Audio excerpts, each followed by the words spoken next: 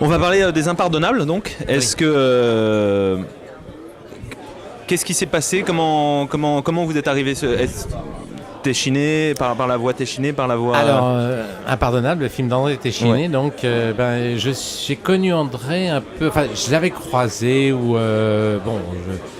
mais rapidement comme ça. Et c'est en tournant avec Yasmina Reza que finalement, qui était un film produit par Saïd Ben Saïd, que j'ai pu approcher encore un peu plus André Téchiné, qui était en train d'écrire une adaptation du roman de Philippe Dian, Impardonnable. Et donc c'est comme ça qu'un peu la rencontre s'est faite autour de ce sujet et autour de ce personnage. J'étais très content et voilà, j'ai l'impression qu'il y a un moment donné où le croisement et où la rencontre, ça s'est fait au bon moment. Ou au moment où tous les deux, nous avions envie de travailler ensemble. Et voilà, après, je ne connaissais rien du sujet. Je n'avais jamais travaillé avec Carole Bouquet, ni Mélanie Thierry, ni tourné à Venise. Donc, c'était une première à tous les étages. Oui, on a l'impression que c'est effectivement, vous débarquez dans un autre univers presque. Oui, en même temps, j'ai pas l'impression d'y être totalement étranger parce que j'aime bien les films d'auteur ou les films... de forte densité psychologique comme en fait André Téchiné. Donc j'avais l'impression de faire un peu partie, oui c'est ça, comme j'ai connu avec Alain Resnais ou d'autres. Et donc évidemment j'avais l'impression que c'était un cousinage peut-être pas si éloigné que ça. Et en même temps, chacun a sa façon de faire, sa façon de raconter. Et tous les metteurs en scène, c'est la richesse du cinéma français. Chaque metteur en scène a sa personnalité, sa manière de tourner. Et donc je découvrais tout quand même avec André Téchiné et dans le travail et dans ce personnage aussi qui est un personnage c'est-à-dire que chez Téchiné on rentre dans le cœur des choses et dans la vie des gens de façon brutale comme ça, il n'y a pas de présentation, il n'y a pas on prépare pas le spectateur, on est dans la vie immédiatement. Et puis c'est le spectateur lui-même qui va recomposer des morceaux du puzzle et qui s'attache immédiatement à ce que les gens vivent au premier degré comme ça, en pleine force. L'histoire en fait pour la résumer comme ça, elle démarre avec un auteur qui veut écrire et qui vient à Venise pour ça et qui cherche un lieu pour travailler tranquillement. Il rentre dans une agence immobilière, elle pullule à Venise et cette agence immobilière est tenue par Carole Bouquet qui lui dit « j'ai ce qu'il faut pour vous ». Il visite une maison dans une petite île et il dit « bon, moi c'est trop grand pour moi, mais enfin je veux bien la prendre cette maison si on vit ensemble ».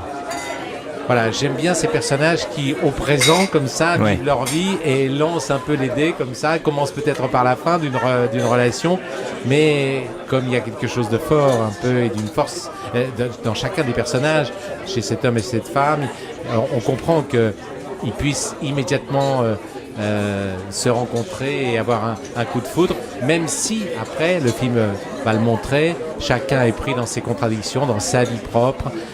Et après c'est la concurrence des passions. Il y a l'envie d'écrire et puis il y a l'amour qu'il éprouve pour cette femme qui l'empêche d'écrire, etc. Puis ensuite il y a sa fille qui disparaît. Il commence à faire une enquête sur la disparition de sa fille. Il y a tout un équilibre comme ça qu'il avait et qui est en train de fuir et qui l'empêche de travailler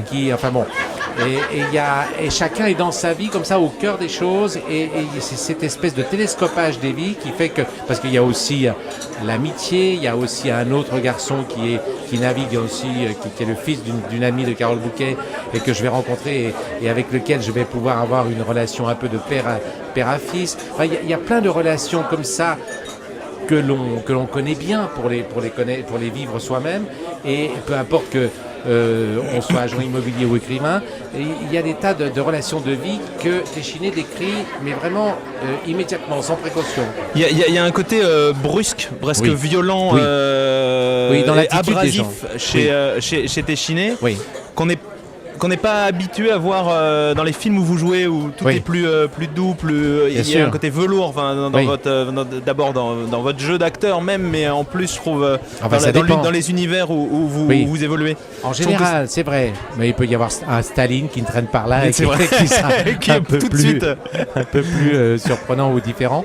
Mais c'est vrai que c'est plus feutré l'habitude. Là, chez Téchiné, c'est plus corrosif, comme vous dites, c'est plus immédiat, les gens s'affrontent, que ce soit dans la séduction d'ailleurs ou dans les réactions de colère où ils ont des pulsions et qu'ils ne retiennent pas, quoi. Peut-être aussi c'est dû à l'âge des personnages, on n'est plus dans une recherche quand on fait une rencontre sentimentale comme ça de l'idéal, on est plutôt dans l'envie de vivre au présent.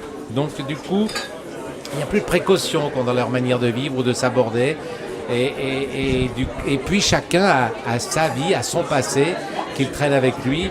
Et donc il y a un télescopage un peu qui peut être violent et dans lequel on se reconnaît, je pense. Merci beaucoup.